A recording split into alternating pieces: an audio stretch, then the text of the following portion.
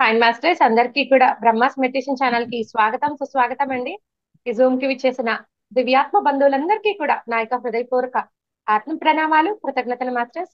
ఎంతో చక్కగా మనం ధ్యానం, జ్ఞానం, ఈ చక్కటి ఆత్మ ప్రయాణం చేస్తున్నాము అని అంటే ముందుగా మనకి ఈ అద్భుతమైన మార్గాన్ని అందించిన మనందరి గురువైన బ్రహ్మశ్రీ సుభాష్ పత్రే సారి కూడా అనంత కోటి ఆత్మ ప్రణామాలు, కృతజ్ఞత తెలుపుకుంటూ వారిని కూడా ఈ రోజు ఈ యొక్క జూమ్ సెషన్ లోకి ఇన్వైట్ చేసుకున్నాం మాస్టర్స్. ఎంతో చక్కగా మనము మన ఆత్మ ప్రయాణం చేస్తూ ఒక్కొక్క మాస్టర్ ద్వారా చక్కటి జ్ఞానం, చక్కగా ధ్యానం, మనం ఎంతో గొప్పగా ఎదుగుతూ ఉన్నాం. ఏది పట్టుకొని వెళ్ళినా ఏది పట్టుకొని వెళ్ళకపోయినా చేసే ఈ ఆత్మ ప్రయాణం గంట ఒకటిన్నర గంట క్లాస్ వినడం, ధ్యానం ఇదంతా చక్కగా మనం ఆత్మ పురోగతికి ఖచ్చితంగా ఉపయోగపడుతూ ఉంటుంది మాస్టర్స్. ఈ రోజు మనతో చక్కటి అంశంతో మనకి చక్కటి అద్భుతమైన జ్ఞానాన్ని అందించడానికి సాంబశివరావు సార్ గారు తెనాలి నుంచి మనకు జూమ్ సెషన్ కి విచ్చేసి ఉన్నారు మాస్టర్స్. ఈరోజు సార్ తీసుకున్న ఒక టాపిక్ ఆత్మ దశలు. ఆత్మ దశలు, దాంతో ఎలా మన ఒక అభివృద్ధి జరుగుతుంది, ఎలా ఎదుగుదల ఉంటుంది అనే ఒక టాపిక్ తో మనం సార్ ఒక జ్ఞానాన్ని తెలుసుకుందాం. సార్, ముందుగా మీకు బ్రహ్మాస్ మెడిటేషన్ ఛానల్ కి స్వాగతం సుస్వాగతం sir. Thank you so much. Thank you over to madam. You sir. Thank you very much. Zoom లో ఉన్న దివ్యాత్మ స్వరూపులందరికీ నా హృదయపూర్వక ధన్యవాదాలు. అట్లానే నాకు ఈ అవకాశాన్ని కల్పించిన బ్రహ్మాస్ మెడిటేషన్ ఛానల్ వారికి, నీరజ మేడం గారికి, ఇంకా దీని బ్యాక్గ్రౌండ్ గా ఉండి వర్క్ చేసిన ప్రతి ఒక్కరికి నా హృదయపూర్వక ధన్యవాదాలు. ఈ కార్యక్రమాన్ని దిగ్విజయంగా నడుపుతున్న హాస్టల్ మాస్టర్స్ కి, ఎందరో సహాయ సహకారాలతో మనం ఒక టూర్ లాగా నడుస్తూ మన చేత నడిపిస్తూ ఈ కార్యక్రమాన్ని నడిపిస్తున్న హాస్టల్ మాస్టర్లు అందరికీ ధన్యవాదాలు తెలియజేసుకుంటూ, ఈ కార్యక్రమానికి మన గురువు గారైన బ్రహ్మర్షి పితామహ పత్రిజీ గారి చైతన్యాన్ని ఆహ్వానించుకుందాం.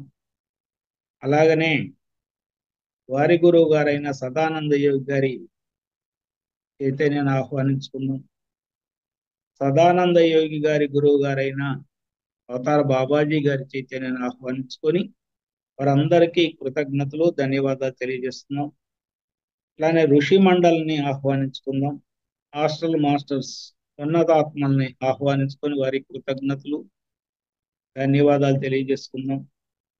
ఈరోజు ఈ కార్యక్రమంలో వారి యొక్క జ్ఞానాన్ని అందించడానికి ఏ మాస్టర్ అయితే ఈ సబ్జెక్ట్లో అత్యుత్తమంగా మనకి జ్ఞానాన్ని అందించాలని కోరుకుంటున్నారో ఆ మాస్టర్ని ఆహ్వానించుకొని వారికి సరెండర్ అవుతుంది. వారు వచ్చి ఈ శరీరాన్ని ఆక్రమించుకొని జ్ఞానాన్ని మా అందరికీ పంచాల్సిందిగా ఆహ్వానించుకుంటున్నాను. మా మాస్టర్కి ధన్యవాదాలు, కృతజ్ఞతలు. Thank you master. Thank you. Okay madam. ఈరోజు కార్యక్రమం ఆత్మ ఎదుగుదల, ఆత్మ దశలు అనే కార్యక్రమంలో ముందుగా అసలు ఆత్మ అంటే ఏంటి అనే దానికి ఒక నిర్వచనంగా, ఏ శక్తి అయితే ఈ విశ్వాన్ని నడిపిస్తుందో, ఏ శక్తి అయితే ఈ విశ్వం తయారు కాకటానికి ముందు ఏదైతే ఉందో, ఇప్పుడు ఏదైతే ఉందో, ఇంకా ముందు ఏదైతే ఉంటుందో దాని పేరే ఆత్మ. మన పురాణాల ప్రకారం చెప్పుకోవాలంటే ఆది పరాశక్తి. పురాణాల ప్రకారం ఆది పరాశక్తి. ఈ ఆత్మ గురించి మనకి కఠోపనిషత్ అనే దానిలో నచికేతుడు అనే ఒక చిన్న బాలుడు వారి తండ్రి ఒక యాగం చేస్తూ, నచికేతుడు తండ్రి ఒక యాగం చేస్తే ఆ యాగములో అప్పటి వరకే తన దగ్గర ఉన్న ఆస్తులన్నిటినీ ఆ ఋత్వికులకి దానం చేయాలని ఒక రూల్ ఉంటుందట. అందుకని ఆ అప్పటి రోజుల్లో గోవులు అనేవి పశు సంపద ఆస్తులుగా ఉండేవి. అందుకని తన దగ్గర ఉన్న ఆవులు, మందలు అన్నిటినీ దానం చేస్తా అందరికి ఇచ్చేస్తా ఉంటాడు. ఆ ఋత్వికులకి ఇచ్చేసేవారు. అప్పుడు ఈ నచికేతుడికి ఒక డౌట్ వచ్చింది, నేను కూడా ఈ యొక్క సంపదలో ఒక భాగమే కదా అని వాళ్ళ తండ్రి దగ్గరికి వెళ్ళి, నానా నన్ను ఎవరికి ఇస్తావు, నన్ను ఎవరికి దానం ఇస్తావంటే, అరే నిన్ను దానం ఇవ్వటం ఏంటి, నువ్వు మా పిల్లాడివి కదా, నిన్నెవరు దానం ఇవ్వలేదు అని అంటాడు. లేదు లేదు, నేను కూడా మీ సంపదే కదా, నన్ను కూడా ఎవరికో దానం ఇవ్వని ఇసుకిస్తా ఉంటే నిన్ను మృత్యువుకు దానం ఇస్తాను పో అని అంటాడు. మృత్యువు దానం ఇస్తాను పో అని అంటే, సరే అయితే ఓకే, నేను మృత్యువు దగ్గరికి వెళ్తానని చెప్పి యమధర్మరాజు దగ్గరికి పంపిస్తాడు. ఎంత చెప్పినా నేను ఊరికి అన్నాను, కోపంగా అన్నాను అన్నా కానీ ఒప్పుకోకపోతే సర్లే పంపిస్తాడు. ఆయన అక్కడికి యమలోకం వెళ్ళేటప్పటికి ఆయన లేరు, యమధర్మరాజు గారు లేరు. లేకపోతే 3 రోజులు బయటే ఉంటారు. అయితే అక్కడ ఆ యమలోకంలో ఉన్న వారు, ఈయన బ్రాహ్మణ అంటే బ్రహ్మజ్ఞానం తెలిసిన వ్యక్తి అని తన చర్యలో అంటే తనకు కావలసిన హాస్పిటాలిటీ అంతా కల్పించింది. అట్టుపెట్టి, మీకోసం ఎవరో ఒక ఆయన వచ్చారు, ఆయనకి ఏదో డౌట్స్ ఉన్నాయి అని అంటే, సరే నీ టైం కాకముందే ఇక్కడికి ఎట్లా వచ్చావు అని అడుగుతాడు యమధర్మరాజు. మా నాన్న మీకు దానం ఇచ్చేసాడు అని అంటే, సరే ఇటు కూడా వచ్చావు కదా, నీకు 3 రోజులు ఉన్నావు మా ఇంట్లో, ఆతిథ్యం స్వీకరించావు కదా, నీకు 3 కోరికలు కోరుకో, నీకు ఇచ్చేస్తానంట. అంటే అప్పుడు ఈ ఆత్మను గురించి అడుగుతాడు ఆ బాలుడు. ఆత్మ ఏంటి, ఆత్మ అంటే ఏంటి, ఎలా ఉంటది, ఆత్మ జ్ఞానం తెలుసుకోమంటున్నారు, అసలు అదంటే ఏంటి, ఎలా దీన్ని తెలుసుకోవాలంటే ఏంటంటే, నువ్వు చిన్నపిల్లాడివి, నీకెట్లా అర్థమవుతుంది, ఇది అర్థం కాదు అని అంటే, కాదు నాకు అదే కావాలి, అదే అదే చెప్పు చెప్పు అని పట్టుబడితే, అప్పుడు ఆత్మ యొక్క లక్షణాలు ఎట్లా ఉంటాయి అనేది ఆయన చెప్తారు. ఆయన ఏం చెప్తారంటే, అనాత్మ కానిదంతా ఆత్మ అని అంటాడు. అనాత్మ అంటే ఏదైతే పుట్టటం, ఉండటం, పెరగటం, తరగటం, క్షీణించటం, ఈ 6 లక్షణాలు దేనికైతే ఉంటావో అవన్నీ అనాత్మ. పుట్టటం, ఉండటం, పెరగటం, తరగటం, క్షీణించటం, కృషించటం, క్షీణించటం, ఆరు ఆరు లక్షణాలు. ఈ లక్షణాలు దేనికైతే ఉంటావో అవన్నీ అనాత్మలు. ఏదైతే ముందు ఉంది, ఇప్పుడు ఉంది, ఇంకా ఫ్యూచర్లో కూడా ఉంటది, ఎప్పుడు ఉంటది, అదేదో ఉందో అది ఆత్మ అని. ముందు ఉందంటే ఈ విశ్వం ఏర్పడటానికి ముందు కూడా ఉంది, విశ్వం ఏర్పడటానికి ముందు కూడా అది ఉంది, ఇప్పుడు ఉంది, విశ్వం అంతరించిన తర్వాత కూడా ఉంటది, దాని పేరు ఆత్మ. అది ఏంటి అని అంటే, మన పురాణాలు ఆది పరాశక్తి అని, కాళరాత్రి, కాళికా మాత అంటే, కాళికా మాత అంటే బ్లాక్, అంటే శూన్య స్థితి, ఇంకేం లేదు, చీకటి అని అలా రకరకాలుగా చెప్పారు. ఆ చీకటి అనే సైన్స్ పరంగా ఏం చెప్పారంటే, క్వాంటమ్ ఫిజిక్స్ అంటే క్వాంటమ్ థియరీ.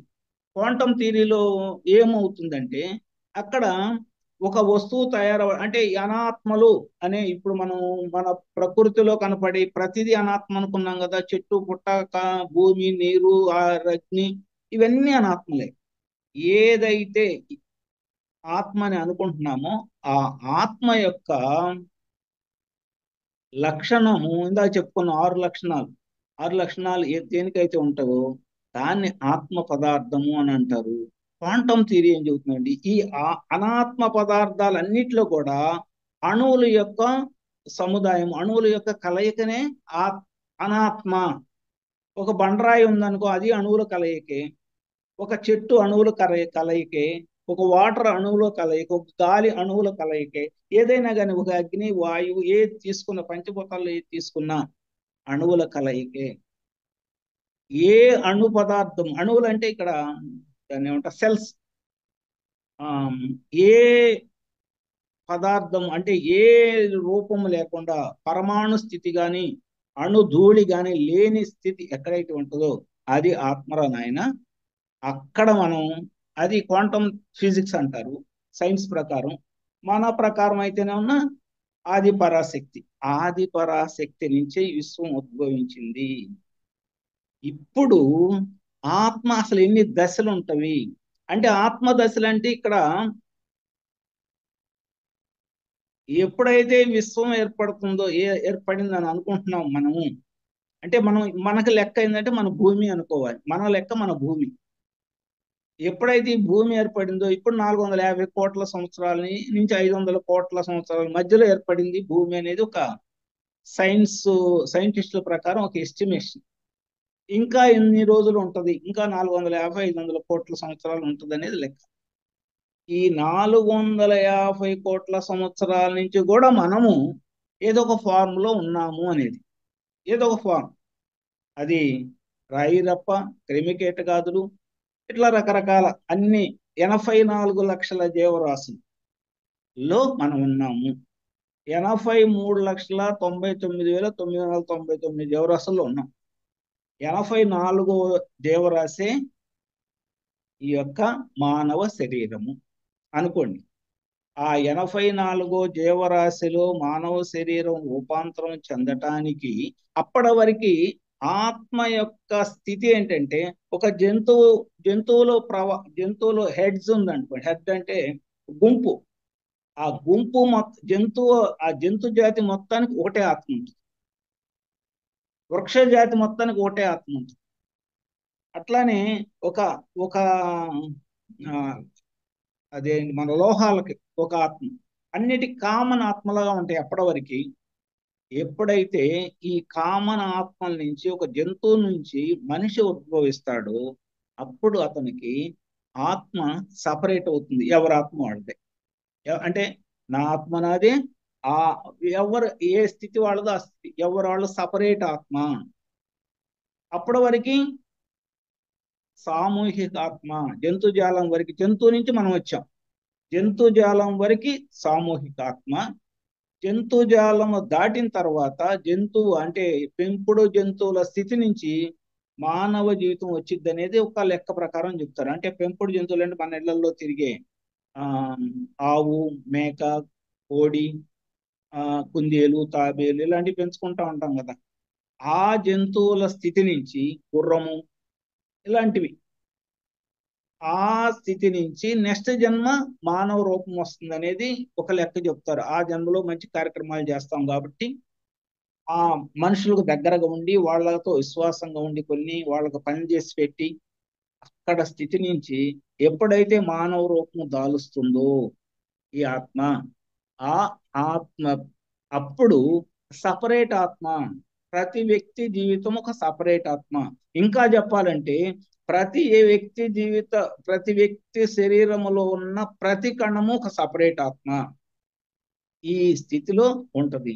అసలు ఆత్మ ఈ బాడీలో అంటే మానవ శరీరంలోనికి ఎలా ప్రవేశిస్తుంది అనే దానికి అవతార బాబాజీ గారు ఒక మేడంకి వాయిస్ గా, అంటే ఆ మేడంకి ఆ మెడిటేషన్ లో ఉన్నప్పుడు ఆత్మ అనేది ఎలా ప్రవాహం జరిగింది శరీరంలోనికి, ఎలా అభివృద్ధి చెందుతుంది, ఆ స్థితిలో ఏంటి అనేది మొత్తం 10 నెంబర్లో ఆయన ఎక్స్ప్లెయిన్ చేశారని చెప్పారు. ఆ 10 నెంబర్లు అంటే 0 నుంచి 9, 0 to 9. 0 అని అంటే ప్రతి ఆత్మ శూన్యం నుంచి వస్తుంది. శూన్యం అంటే ఇందాక ఏం చెప్పుకున్నాం, ఆది పరాశక్తి, క్వాంటం. అక్కడ ఏం లేదు, కణాలు కానీ అణువులు కానీ అణుధూళి కానీ ఏం లేదు. అక్కడికి వెళ్ళి ఏది చూస్తే అదే మనం. ఆ 0 నుంచి ప్రతి ఆత్మ తల్లి గర్భంలోకి వస్తుంది. ఎక్కడి నుంచి వస్తుంది ఆత్మ? 0. ఎట్లా వస్తుంది? ఏకకణముగా. 0 నెంబర్ ఇచ్చారు. రెండోది ఏకకణముగా. ఏకకణముగా వచ్చి ఎక్కడ ఉంటది? తల్లి గర్భములో బిడ్డగా ఎదుగుతా ఉంటది. ఏకకణం ద్వికణం అవుతుంది, 4 అవుతుంది, 4 16 అవుతుంది, 16 16 అట్లా డబుల్ మల్టీ అయ్యి అది 9 నెలలు తల్లి గర్భంలో ఉన్నప్పుడు ఆ పూర్తి రూపం చెంది, అంటే శారీరక రూపం, పంచభూతాలతో నిండిన శారీరక రూపం, పంచవయవాలు అన్ని తయారై తల్లి గర్భం నుంచి బయటకు వచ్చేటప్పుడు ద్వంద్వత్వంతో బయటకు వస్తుంది. ద్వంద్వత్వము అంటే అప్పటి వరకు బిడ్డ ఆ లోపల హాయిగా తన యొక్క ఒక స్థితిని, అంటే అక్కడ చీకటి స్థితిని అనుభవించిన బిడ్డ ఎప్పుడైతే ఈ భూమి మీదకి వస్తుందో చీకటి నుంచి వెలుగు అంటే ద్వంద్వత్వం. అట్లానే అంతకుముందు ఏడుపు అంటే ఏందో తెలియదు, బయటకు వచ్చిన తర్వాత ఏడుపు. అంతకుముందు ఉన్న హీటు అంటే భూమిలో ఉన్న హీట్కి బయట ఉన్న వాతావరణానికి డిఫరెన్స్ ఉంటుంది. అంటే లోపల ఉన్న స్థితి వేరు, బయట ఉన్న స్థితి వేరు. ఆ స్థితి ఇవన్నీ కూడా ద్వంద్వత్వపు స్థితులు. ద్వంద్వత్వం ద్వంద్వత్వముగా బిడ్డ బయటకు వస్తుంది, అంటే 2వ నెంబర్ వచ్చేసింది. బిడ్డ పెరగటం ఎలా పెరుగుతుందంటే త్రిగుణాలతో పెరుగుతుంది. అంటే ప్రతి మానవుడు త్రిగుణాలతో లింక్ అయి ఉంటాడు.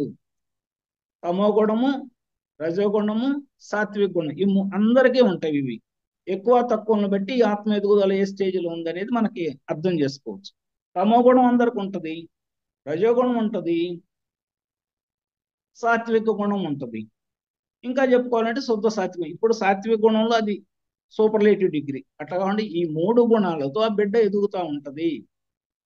ఈ ఆత్మ మన ఈ బాడీలోకి, ఈ పంచేంద్రియాల బాడీలోకి వచ్చిన ఆత్మ ప్రతి బాలుడు అంటే ప్రతి బిడ్డ వచ్చినప్పుడు దాన్ని 4వ చక్రంలో పెట్టుకుంటారు.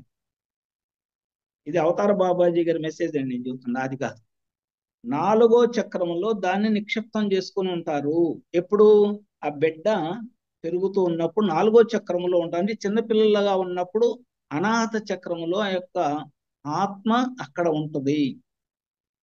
అనాహత చక్రంలో ఉంది ఆత్మని ఎవరైతే తెలుసుకొని దాన్ని ఉద్ధరించుకోవటానికి ప్రయత్నిస్తారో వారిలో ఆత్మ అనాహత చక్రం నుంచి విశుద్ధికి, విశుద్ధి నుంచి ఆజ్ఞ నుంచి సహస్రాకి వెళ్తుంది. ఒకవేళ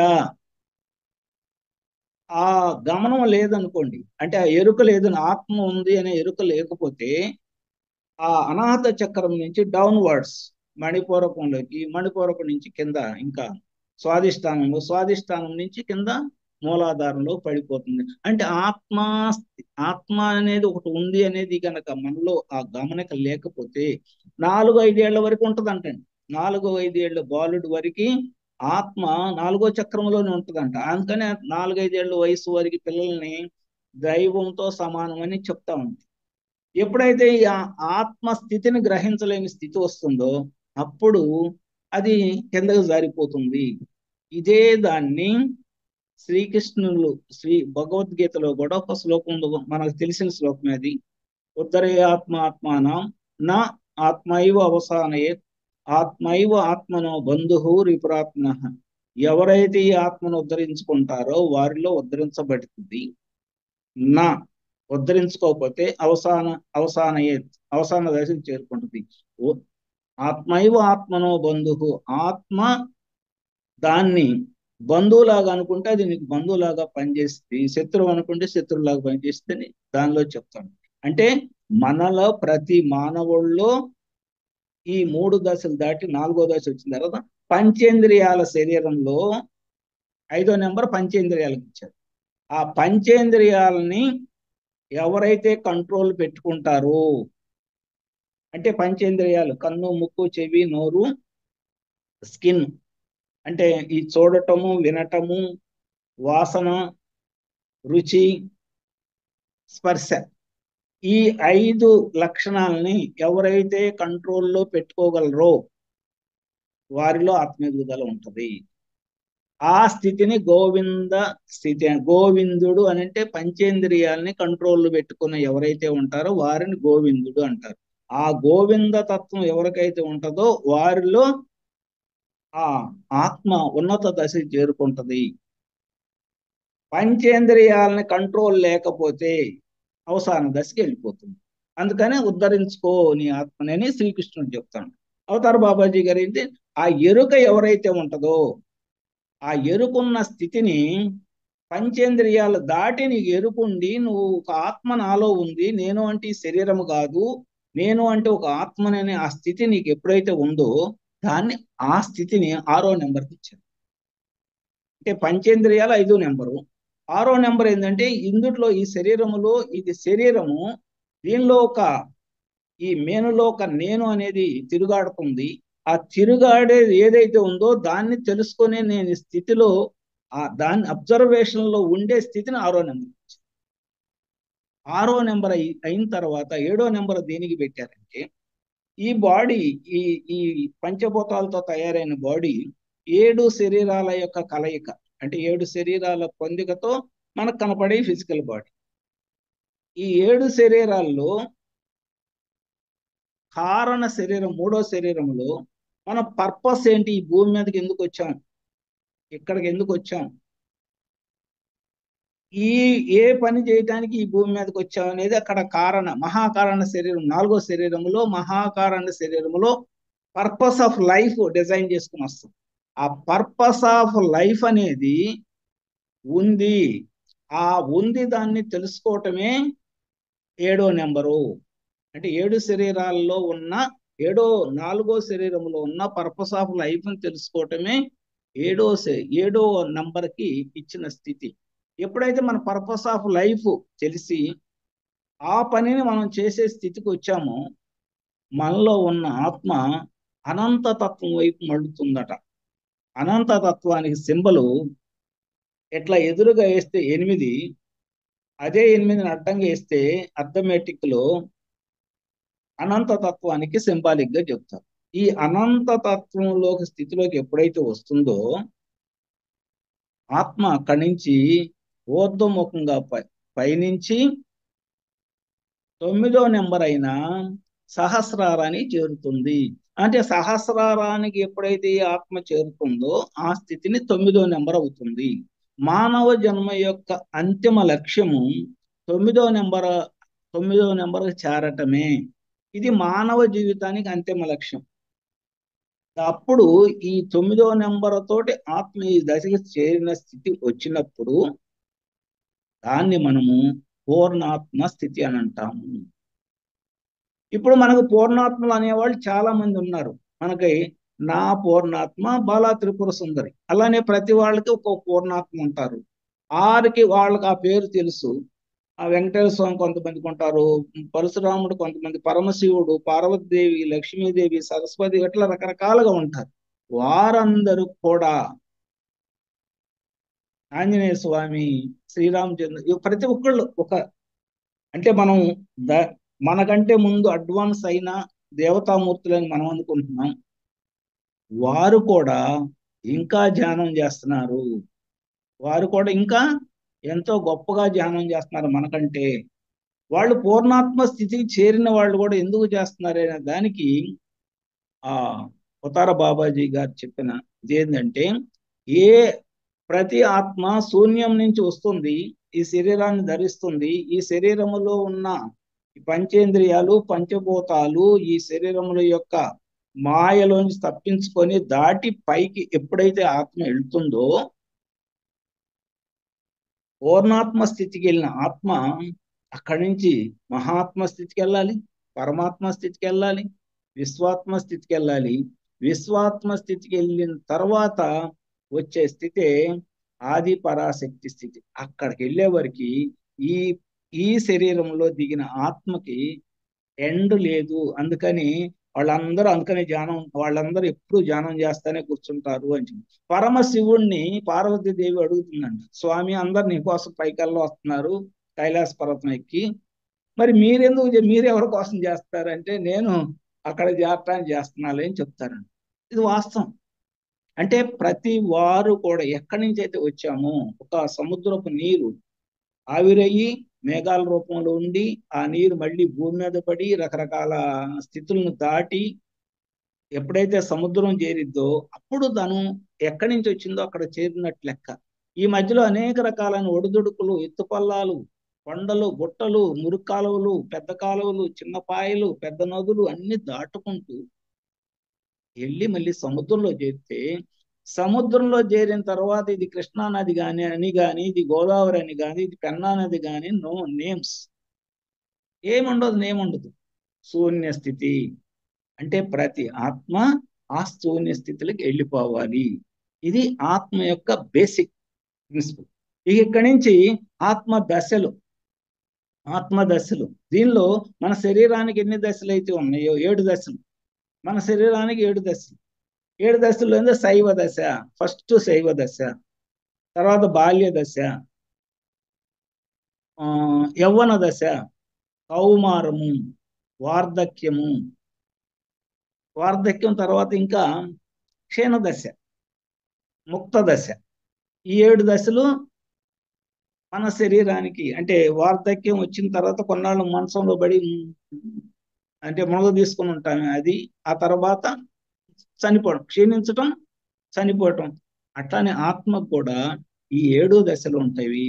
ఇప్పుడు ఒక ఒక వ్యక్తిని మనం ఎదురుగా చూస్తున్నాం.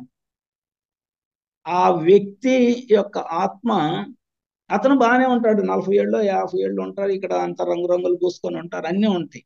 కానీ ఆ ఆత్మ యొక్క స్థితి ఎక్కడ ఉంటది అని మనం కనుక ఎస్టిమేషన్ వేసుకుంటే, అతను చేసే పనులు బట్టి, అతను ఏ పనులు చేస్తున్నారు, ఏ పనులు చేస్తే ఈ స్థితిలో ఉన్నాడు అనేది మనకు ఒక రఫ్ గా ఒక ఎస్టిమేషన్ కి రావచ్చు, అతను చేసే పనులు బట్టి. ఆ పనులు ఎట్లా ఉంటాయి? శైవ దశలో ఉన్న మానవుడు, అతనికి 50 ఏళ్ళు ఉంటాయి. శైవ దశలో ఆత్మ ఉంటది, వ్యక్తిగా అతనికి 50 ఏళ్ళు ఉంటుంది. అలాంటి మానవుడు, శైవ దశలో ఉన్న మానవుడి యొక్క స్థితి ఎలా ఉంటుందంటే, స్వార్థము, అంతా నేనే తినేసేయాలి, ఎవరికి పెట్టకూడదు, పూర్తి అనారోగ్య స్థితి. అంటే అనారోగ్య స్థితి అంటే అక్కడ ఏం జరిగిద్దో చెప్తానండి. అసలు ఆ వ్యక్తి యొక్క స్వార్థ స్థితి, కంప్లీట్ స్వార్థం, మొత్తం నాకే, ఈ ఊర్లో అందరు ఆస్తి నాకే కావాలి, అట్లానే ఈ బజార్లో ఉన్నాడు ఆస్తి అంతా నాకు కావాలి, మన ఇంట్లో వండిన అన్నం అంతా నేనే తినాలి, ఇంకెవరికి పెట్టకూడదు, ఫుడ్ అంతా నేనే, ముందుగా నేను తినేసేయాలి, మిగిలితే వాళ్ళు తింటారు లేకపోతే లేదు అన్న. అంటే ఆ స్థితిలో శైవాత్మ ఉంటుంది. ఒక చిన్న ఒక 6 months 1 year బేబీకి 2 బిస్కెట్ల ప్యాకెట్లు ఇచ్చి 2 చేతులతో పట్టుకొని ఆడుకున్నప్పుడు మనం వెళ్ళి ఏదన్నా ఒకటి పెట్టరా అని అంటే వాడు నలిపి పారబోస్తాడు, కానీ ఒక్క ముక్క కూడా మనకు పెట్టడు. అదే స్థితి 50 ఏళ్ళు వచ్చినా కూడా ఒక వ్యక్తికి ఉంది అని అంటే, తను ఊరికైనా పోగొడతాడు, కానీ ఎవరికి ఇంత షేర్ చేయాలనే స్థితి ఉండదు. ఆ ఉన్నదు అని అంటే ఆ ఆత్మ ఆ శరీరములో శైవ దశలో ఉంది. శైవ దశలో లక్షణాల్లో ఎట్లా ఉంటదంటే, స్వార్థము, కంప్లీట్ స్వార్థము. అంటే మూలాధార చక్రములో మాత్రమే ఉంటాడు. మూలాధార చక్రం యొక్క లక్షణాలు ఏంది? తామస గుణము, అన్ని స్వార్థంగా లాక్కోవటము, నాకు ఎవరితో సంబంధాలు లేవని అంటాము, తనే మొత్తం అంతా నాదే, ఇంకెవరిది కాదు అనే స్థితి. ఇక్కడ ఈ మూలాధార చక్రములో ఆత్మ సంచరించినంత వరకు అది గనక అక్కడ బ్యాలెన్స్ గా లేకపోతే, రివర్స్ అంటే క్లాక్ వైజ్ తిరిగితే బ్యాలెన్స్ గా ఉన్నట్టు, క్లాక్ వైజ్ గా ఆ స్పీడ్, కరెక్ట్ స్పీడ్ లో తిరుగుతుంటే ఆత్మ, ఆ మూలాధార చక్రము, అప్పుడు ఈ యొక్క స్వార్థ తత్వం కొంచెం తగ్గుతుంది. అదే లెఫ్ట్ సైడ్ తిరుగుతుంది అనుకోండి ఆత్మ, అదే మూలాధార చక్రం ఇంకా పెరుగుతుంది. లెఫ్ట్ సైడ్ తిరిగేటప్పుడు ఈ శరీరం, ఏ శరీరంలో అయితే ఆత్మ ఉంటుందో ఆ శరీరం మొత్తం అనారోగ్యంతో నిండి ఉంటుంది. ఒక వ్యక్తి అనారోగ్యంతో బాధపడుతున్నాడు అని అంటే అతను శైవాత్మగా మూలాధార స్థితిలో రివర్స్ యాంగిల్లో తిరుగుతున్నట్టు గుర్తు. అంటే ఒక అనారోగ్యం తర్వాత ఒకటి, ఏమీ ఉండదు, మళ్ళీ నిజంగా అనారోగ్యం ఉండదు, నిజంగా ఉండదు, కానీ వాళ్ళ ఫీలింగ్స్ అలా ఉంటాయి.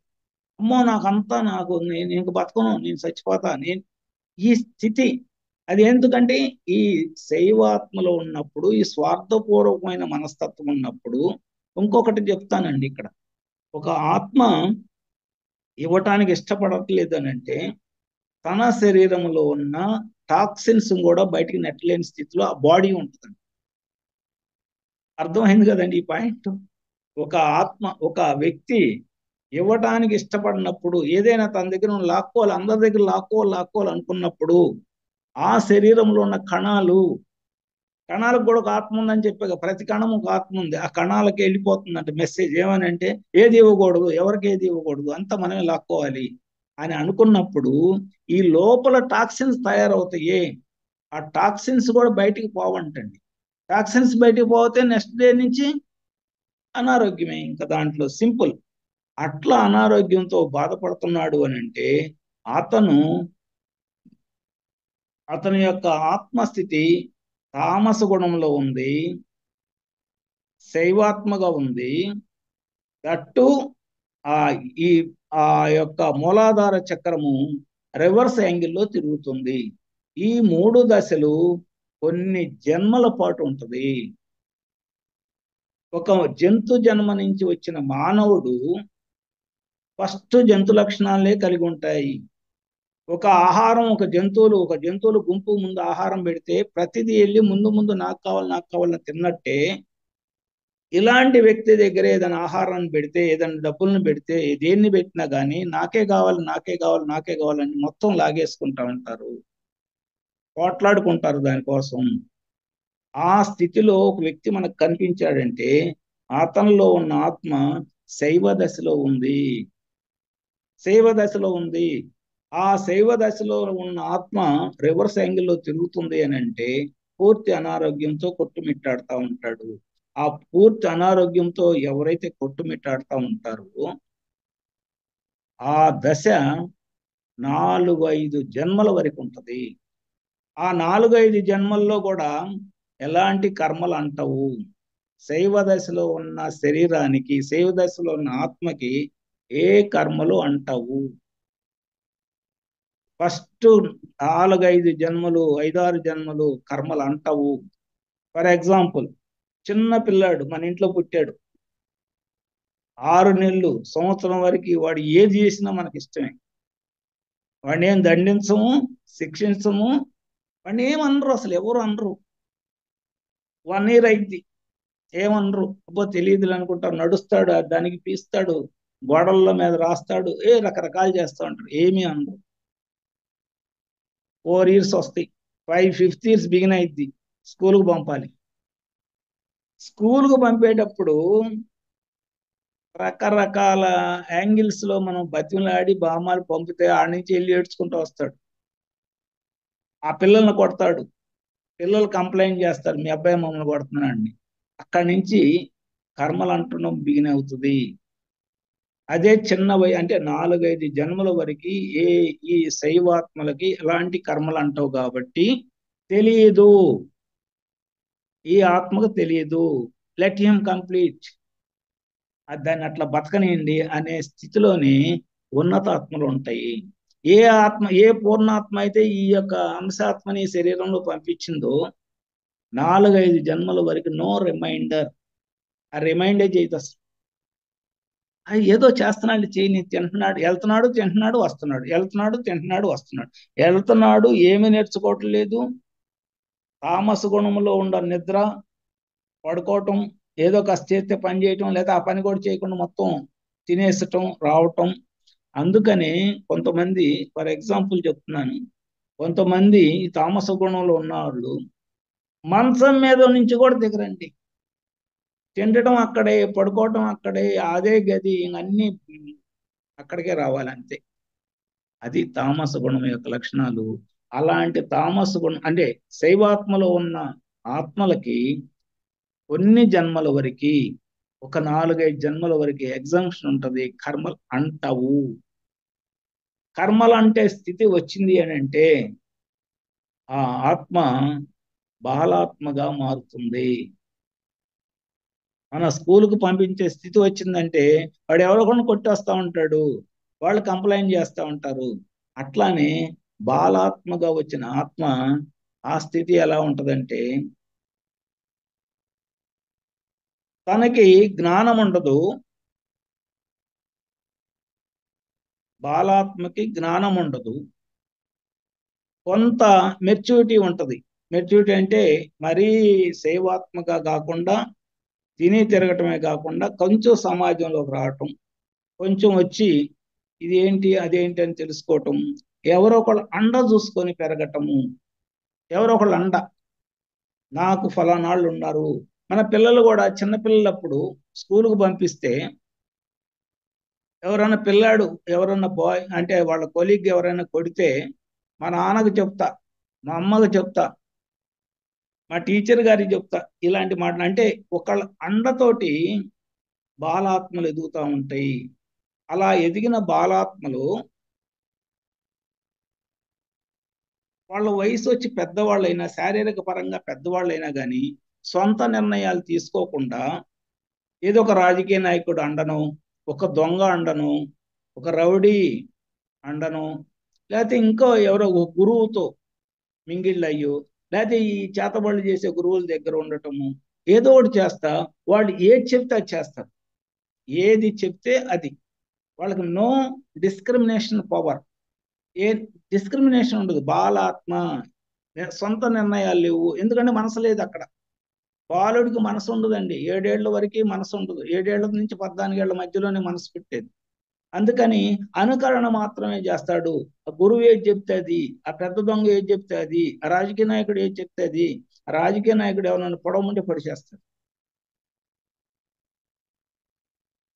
రాజకీయ నాయకుడు ఎవరినైనా వచ్చి లేపుకొని రమ్మంటే లేపుకొని వచ్చేస్తాడు.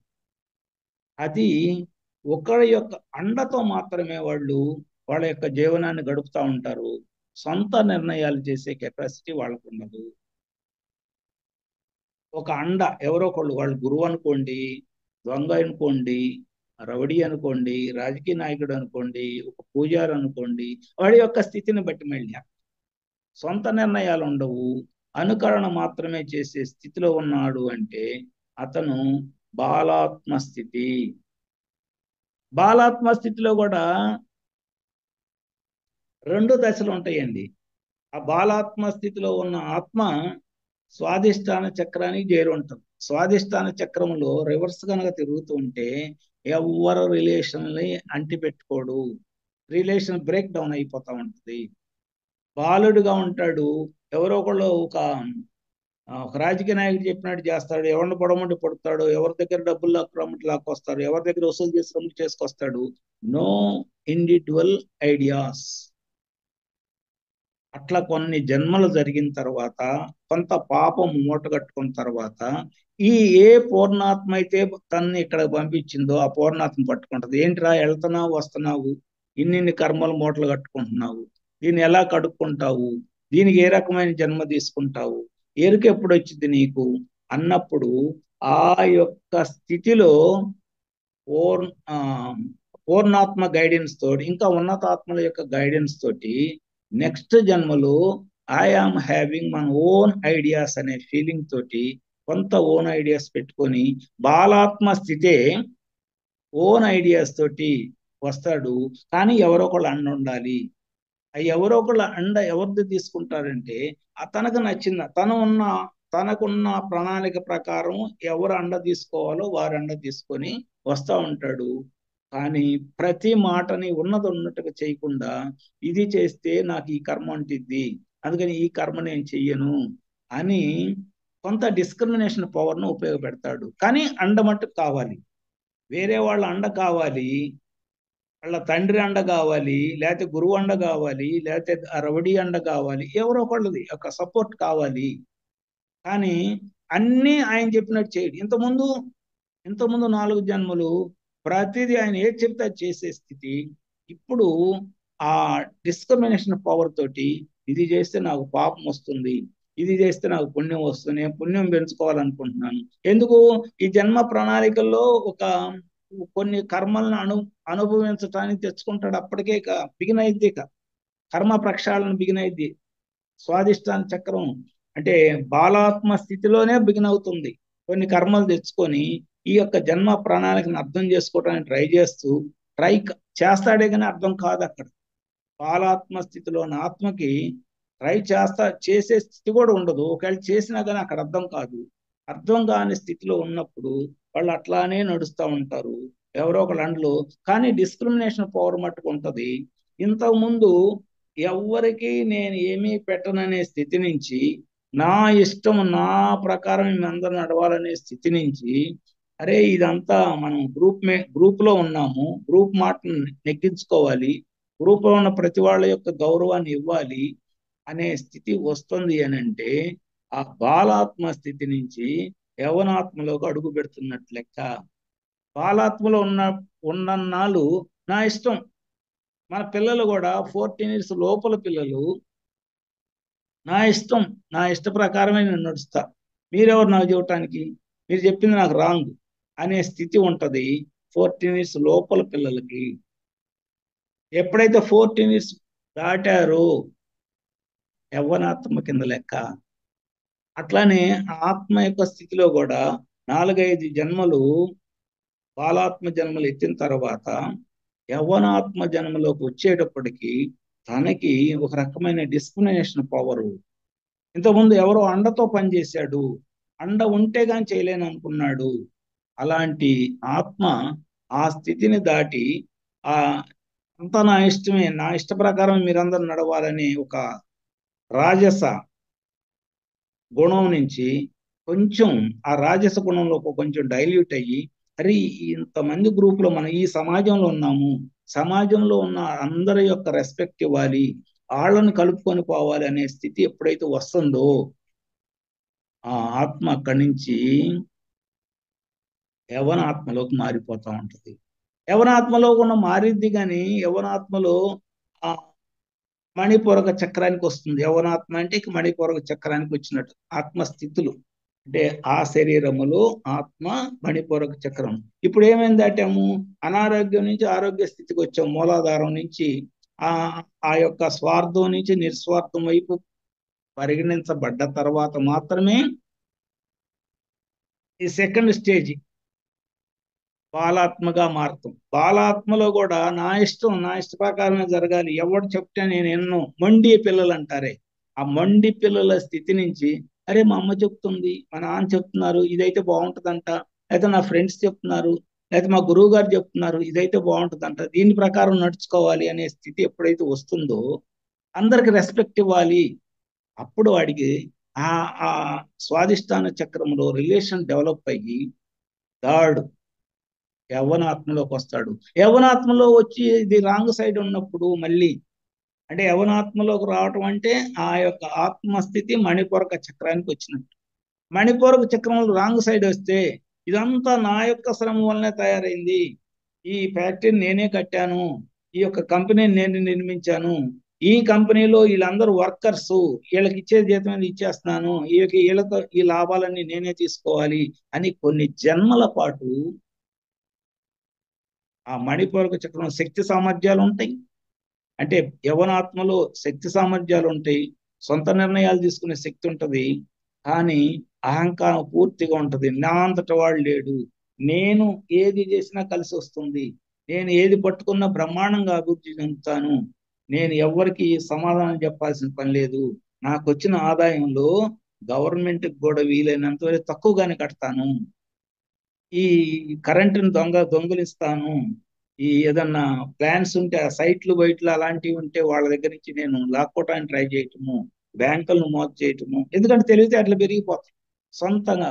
అంటే యవనాత్మకు వచ్చేటప్పటికి కెపాసిటీస్ పెరిగిపోతాయి, చేసే శక్తి సామర్థ్యాలు పెరుగుతాయి, ప్రతిదీ చేసే మనస్తత్వం వచ్చింది. కానీ ఫస్ట్ యవనాత్మగా ఉన్నాడు అంతా స్వార్థపూరిత, ఇదంతా నాదే, నా దీనిలోనే నేను సంపాదించాను, నా కష్టఫలము, నేను ఎవరికి షేర్ చేయను, ఆ లెక్కలోనే ఉంటారు.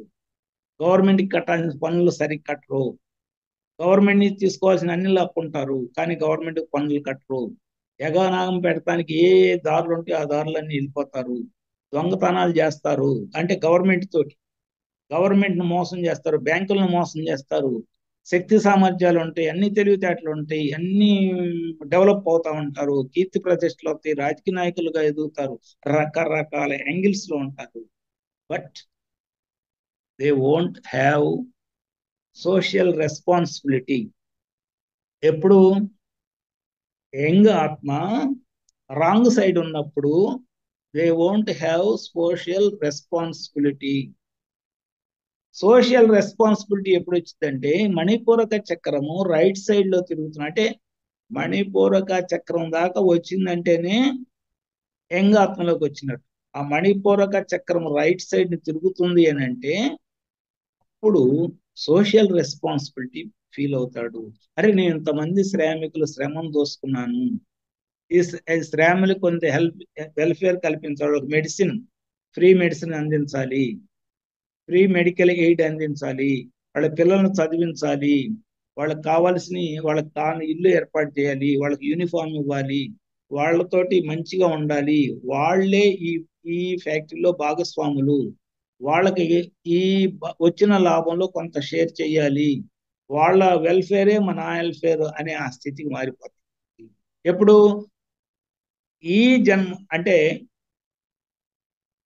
యవ్వన ఆత్మలో కొన్ని జన్మలు ఎత్తిని అంత సంపాదన పెరిగిన తర్వాత కూడా ఎన్నో 5-6 జన్మలు 10 జన్మలు ఎత్తిన తర్వాత ఆ స్థితి మారి రైట్ సైడ్కి ఎప్పుడైతే వచ్చిందో, ఎప్పుడైతే సోషల్ రెస్పాన్సిబిలిటీ వస్తుందో, కొన్ని కంపెనీలకు అసలు సోషల్ రెస్పాన్సిబిలిటీ ఉండదండి. జస్ట్ ఫర్ ఎగ్జాంపుల్, ఒక చిన్న ఎగ్జాంపుల్ చెప్తాను. టాటా బిర్లాలు ఉన్నారు, Tata company, Birla company, Bajaj company, వీళ్ళు ఉన్నారు. వాళ్ళు సోషల్ రెస్పాన్సిబిలిటీలు బాగుంటుంది. కొత్తగా వచ్చిన రిలయన్స్ కంపెనీ సోషల్ రెస్పాన్సిబిలిటీ తక్కువ. వీళ్ళు 100-200 సంవత్సరాలు 300 సంవత్సరాల నుంచి ఉన్నవాళ్ళు, సోషల్ రెస్పాన్సిబిలిటీ వాళ్ళు ప్రతిదీ కూడా క్యాలిక్యులేటెడ్ గా చాలా డిసిప్లైన్ గా ఉంటది వాళ్ళ యొక్క ఫ్యాక్టరీస్ లో. బట్ కొత్తగా వచ్చిన కంపెనీల్లో వాళ్ళకి అంత సోషల్ రెస్పాన్స్, మా లాభం మాది అంతే, దట్స్ ఆల్. ఎక్కువగా ఫ్రాడ్ చేయటానికి, ఎక్కువగా దీనిలో ఎలా గవర్నమెంట్ ని ఈల్డ్ చేసుకోవాలి, గవర్నమెంట్కి ఏది ఇచ్చి మనం లాక్కోవాలి, ఈ స్థితిలో ఉంటారు. టాటా కంపెనీ కానీ, బిర్లా కంపెనీ కానీ, బజాజ్ కానీ, ఇట్లా దాల్మియా, ఇంకా కొన్ని ఉన్నాయి మంచి మంచి ఇండియా వైడ్ గా ఉన్న కంపెనీ వాళ్ళు ఇలాంటి వాళ్ళు గవర్నమెంట్ రాజకీయ నాయకులు డబ్బులు ఇస్తారు, అది వేరు. కానీ ఇలా ఫ్రాడ్ మనస్తత్వం ఎవరు, మనకి ఏదైనా అవసరం అయితే ఉంటుందనే లెక్కలో ఇస్తారు, కానీ ఫ్రాడ్ చేయటానికి అనే ఆలోచన లేవు.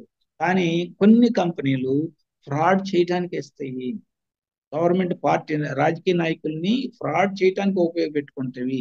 ఆ స్థితిలో ఉన్నాడంటే వాడు యవ్వనాత్మలో ఉన్నాడు, సరైన స్థితిలో లేడు.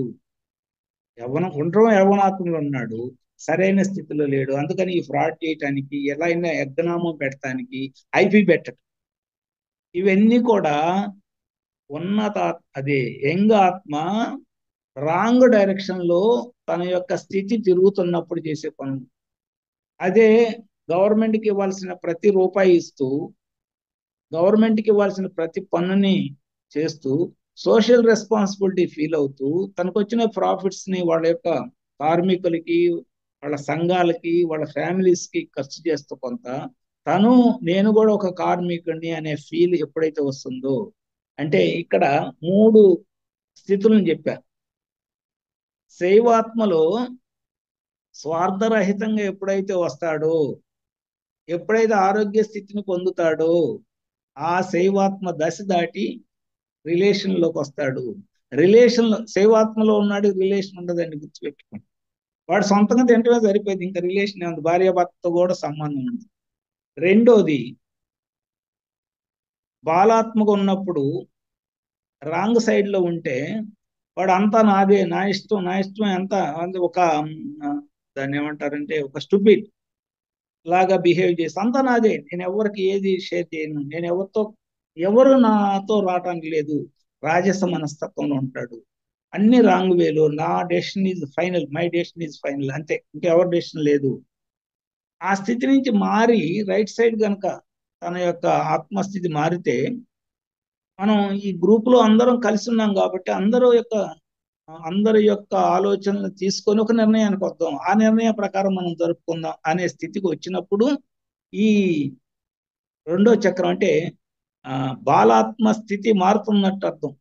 బాలాత్మ నుంచి యవనాత్మకు వస్తున్నట్టు. యవనాత్మలో ఫస్ట్ అంతా నాదే, నేను నా యొక్క శక్తి సామర్థ్యాలతో సంపాదించింది అనే స్థితి నుంచి వీళ్ళందరూ హెల్ప్ ఉంది నాకు, వీళ్ళందరికీ నేను షేర్ చేయాలి నా లాభంలో అనే స్థితి కనుక రావటం అంటే బాలాత్మ స్థితి నుంచి యవనాత్మ స్థితి నుంచి ప్రౌఢాత్మ స్థితికి వచ్చినట్టు.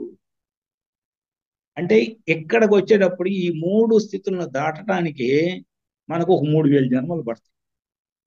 3000 జన్మలైతే గాని ఈ 3 స్థితులను దాటి రాము. అంటే శైవాత్మ, బాలాత్మ, యవనాత్మ స్థితులు. యవనాత్మలో మళ్ళీ ఎన్నో ఎంటర్ప్రైజెస్ ఉంటాయి, ఎన్నో వర్క్స్ ఉంటాయి, ఎన్నో రకరకాల యాంగిల్స్ లో మనం నేర్చుకోవాలి. ఇవన్నీ దాటడానికి సుమారు 3000 జన్మలు, కనీసం 2000 అన్న. ఈ 2000 జన్మలో, ఈ 3000 జన్మల మధ్యలో మన యొక్క స్థితులు గనక ఈ 3 రైట్ సైడ్ గనక తిరగగలిగితే అప్పుడు కౌమారాత్మ యొక్క స్థితి ఏంటంటే నిశ్చల స్థితి. ఒక రకం చెప్పాలని అంటే అన్ని సంపాదించేసాడు, అయిపోయింది మొత్తం. ఆ అనుభవాలన్నీ వచ్చేసినాయి, ఆరోగ్యపరంగా ఓకే, రిలేషన్ పరంగా ఓకే, డబ్బు, కీర్తి, కనకం, కాంతం అన్నీ ఓకే, అంతా రాజకీయంగా ఎదిగాడు, అన్ని తృప్తి పొందాడు. అటు బంగారము, డబ్బు అన్నిటి మీద వ్యామోహం పోయింది. పోయిన తర్వాత అప్పుడు వస్తుంది ఈ యొక్క అనాహత చక్రము, కౌమారాత్మ. అనాహత చక్రంలోకి ఆ ఆత్మ ప్రవేశిస్తుంది. ఆ అనాహత చక్రంలోకి ఎప్పుడైతే వస్తాడో అక్కడ no discrimination, but little bit గా ఉంటుందండి కొంత. అనాహత చక్రం ఇటు అంటే కౌమార ఆత్మ స్థితి ఏంటంటే తనంత సంపూర్ణ మానవుడి స్థితిని దాటి ఒక బ్రిడ్జిలోకి వచ్చినట్టు, అవతల దైవత్వాన్ని దగ్గర అవటానికి ఒక బ్రిడ్జి మీదకి వచ్చినట్టు వస్తాడు. వచ్చినా కూడా ఆ చక్రములో, అనాహత చక్రం గనక అది pure love and affection share చేయటం ఆ స్థితి. అంటే పెద్దవాళ్ళు అయిన తర్వాత వాళ్ళ వాళ్ళ సంపాదన అంతా చేస్తారు, దాన్ని ఎవరికి పంచాలో వాళ్ళకి పంచుతూ ఉంటారు. ఇక్కడ ఒక డిస్క్రిమినేషన్ ఏంటంటే నా వాళ్ళు వీళ్ళకే పంచుతాను, వీళ్ళు నా కులస్తులు, వీళ్ళు నా మతస్థులు, వీళ్ళు మా బజారు వాళ్ళు, వీళ్ళు మా ఊరాళ్ళు, వీళ్ళు నా పార్టీ వాళ్ళు, ఇలా అనుకునే స్థితి కొన్ని జన్మలు ఉంటుంది. పంచటమే తనకున్నది పంచటమే. కానీ కొన్ని జన్మలు వీళ్ళు నా వాళ్ళు, మా పార్టీ వాళ్ళు, మా కులస్తులు, మా మతస్థులు, మా సంఘీయులు, వీళ్ళకే పంచుతాను, అదర్ దాన్ దట్ పంచను అనే స్థితి కొన్ని జన్మలు ఉంటది అనాహత చక్రం. అనాహత చక్రం అంటే పంచటమే, అంతవరకు గ్యారెంటీ. కానీ ఈ స్థితి అనాహత చక్రములు, ఈ స్థితి కొన్ని జన్మలు ఉన్న తర్వాత కౌమార స్థితిలో ఎవరైనా నా వాళ్లే, అందరికీ పంచుతాను, నాకున్న జ్ఞానాన్ని అందరికి పంచుతా. ఇక్కడ నాకు వీళ్ళు నా వాళ్ళని కాదు, ఇటు వాళ్ళు వేరే వాళ్ళని కాదు, అందరూ నాకు సమానమే. యూనివర్సల్ లవ్ ఎప్పుడైతే వస్తుందో కౌమార స్థితిని దాటి వార్ధక్యపు స్థితిలోకి మారిపోతుంది ఆత్మ. కౌమార స్థితి కౌమారంలో 2 దశలు. ఫస్ట్ ఏంటి? You are ready to distribute our జ్ఞాన or other amounts, whatever it may be, whatever we are having. జ్ఞానం అంటే జ్ఞానము, సర్వీస్ ఉంటే సర్వీస్, ఏదైనా కానీ we are ready to give others. But in the previous stages some discrimination is there. అంటే వీళ్ళు నా వాళ్ళు, నా పార్టీ, నా మనుషులు, మా కుటుంబం, ఇలా ఎప్పుడైతే ఆ స్థితులు దాటియో, అది కొన్ని జన్మలు దాటాలండి, అవి దాటాలన్నమాట. అవి ఎప్పుడైతే దాటతాయో ఈ అందరికి ఇవ్వాలి, నా వాళ్ళేంది వాళ్ళేంది, నా జ్ఞానాన్ని అందరికి పంచాలి, నా డబ్బును అందరికి ఇవ్వాలి, నా సర్వీస్ అందరికి చేయాలి, నా వాళ్ళు లేరు వీళ్ళు లేరు. ఆ స్థితి ఎప్పుడైతే వస్తుందో అప్పుడు కౌమార స్థితి నుంచి వార్ధక్యపు స్థితిలోకి ఆత్మ ప్రయాణం జరుగుతుంది. ఆ స్థితిని దాటి వార్ధక్య స్థితిలో రావాలి అంటే ఈ అనాథ చక్రములో లెఫ్ట్ సైడ్ కాకుండా right side rotation, correct rotation, clockwise rotation correct గా జరగాలి ఈ అనాహత చక్రం. రాంగ్ సైడ్ తిరిగినప్పుడు discrimination is there. Unconditional love, అది ఆ చక్రం యొక్క, అంటే కౌమార ఆత్మ యొక్క, కౌమార స్థితిలో ఉన్న ఆత్మ యొక్క అసలు స్థితి నాన్ డిస్క్రిమినేషన్. ఏం లేదు, డిస్క్రిమినేషన్ ఏం లేదు, అందరూ సమానమైన అనే స్థితి ఎప్పుడైతే వచ్చిందో అప్పుడు ఆ ఆత్మ వార్ధక్యపు ఆత్మగా మారిపోతుంది. అంటే ముసలి ముసలి అంటే ఇక్కడ మనం ఇంకో భాషలో చెప్పుకోవాలంటే ఆ కౌమారము, వార్ధక్యము, ఓకే, వార్ధక్యపు స్థితి అంటే బాగా జీనియస్, అంటే ఇంకా అన్ని తెలుసు, అన్ని తెలుసు, అన్ని తెలుసు కానీ ద్వంద్వత్వ స్థితిలో ఉంటుంది ఆత్మ కొన్ని జన్మల పాటు. అన్ని తెలుసు, ద్వంద్వత్వ స్థితిలో ఉంటుంది. ఆ ద్వంద్వత్వపు స్థితిని కూడా దాటటానికి ఆ ఆత్మ దాన్ని ఏమంటారు, తామసము, రాజసము, సాత్విక గుణం అని. ఆ సాత్విక గుణము దాటటానికి, సాత్విక గుణం ఉండటం కూడా ఆత్మని అణిచివేసే ధోరణి.